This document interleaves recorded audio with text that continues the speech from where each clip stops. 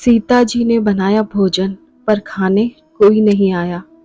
लंकापति रावण के वध के बाद जब अयोध्यापति प्रभु श्री राम की कीर्ति दूर दूर तक फैल रही थी और वह मर्यादा पुरुषोत्तम कहलाने लगे थे, तब एक दिन महादेव शिव की इच्छा भी मर्यादा पुरुषोत्तम श्री राम से मिलने की हुई।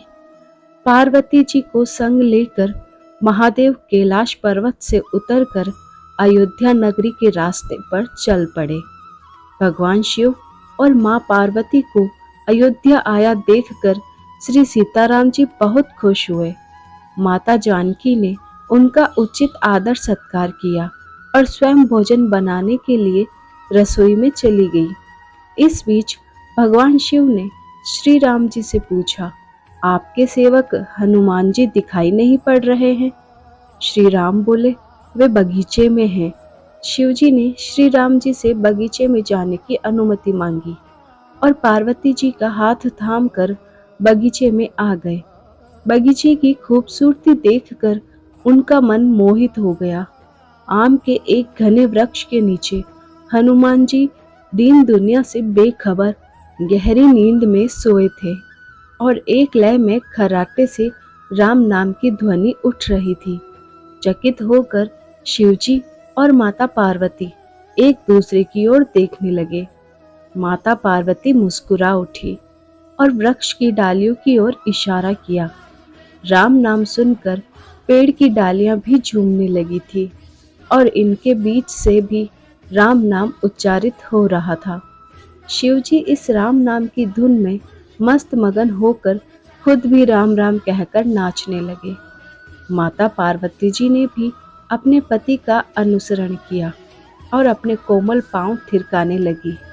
शिवजी और पार्वती जी के नृत्य से ऐसी झनकार उठी कि स्वर्गलोक के देवतागण भी आकर्षित होकर बगीचे में आ गए और राम नाम की धुन में सभी मस्त हो गए।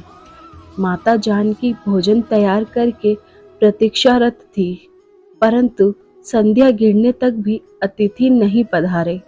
तब अपने देवर लक्ष्मण जी को बगीचे में भेजा।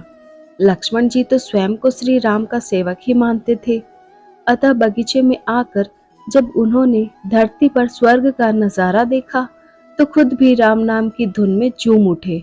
महल में माता जानकी परेशान हो रही थी कि अभी तक भोजन ग्रहण करने कोई भी क्यों नहीं आया।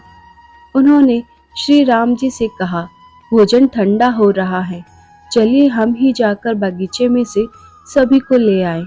जब सीताराम जी बगीचे में गए तो वहां राम नाम की धूम मची हुई थी।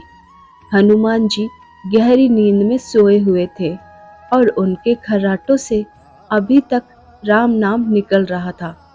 श्री सिया राम भाव विहल हो उठे। राम जी ने हनुमान जी को नींद से जगाया और प्रेम से उनकी तरफ निहारने लगे। हनुमान जी प्रभु को आया देख शीघ्रता से उठ खड़े हुए। नृत्य का समा भंग हो गया। शिवजी खुले कंठ से हनुमान जी की राम भक्ति की सराहना करने लगे। हनुमान जी संकुचाए, लेकिन मन ही मन खुश हो रहे थे। श्री सियाराम ने भोजन करने का आग्रह भगवान शिवजी से किया। सभी लोग महल में भोजन करने के लिए चल पड़े। माता जानकी भोजन परोसने लगी। हनुमान जी को भी श्री राम जी ने पंक्ति में बैठने का आदेश दिया। हनुमान जी बैठ तो गए, परंतु आदत ऐसी थी कि राम जी के भोजन करने के उपरांत ही सभी लोग भोजन करते थे। आज श्री राम के आदेश से पहले भोजन करना पड़ रहा था। माता जानकी हनुमान जी को भोजन परोसती जा रही थी, पर हनुमान का पेट ही नहीं भर रहा था। सीता जी कुछ समय तक तो उन्हें भोजन परोसती रही, फिर समझ गई इस तरह से तो हनुमान जी का पेट नहीं भरेगा। उन्होंने तुलसी के एक पत्ते पर राम नाम लिखा और भोजन के साथ हनुमान जी को परोस दिया। तुलसी पत्र खाते ही हनुमान जी को संतुष्टि मिली और वह भोजन खाकर उठ खड़े हुए।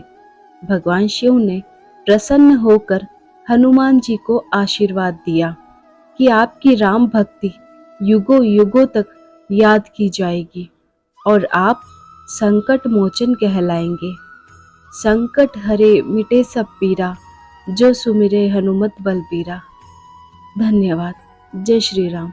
दोस्तों, आई होप आपको ये कहानी पसंद आई हो तो हमारे चैनल को लाइक, शेयर और सब्सक्राइब करें।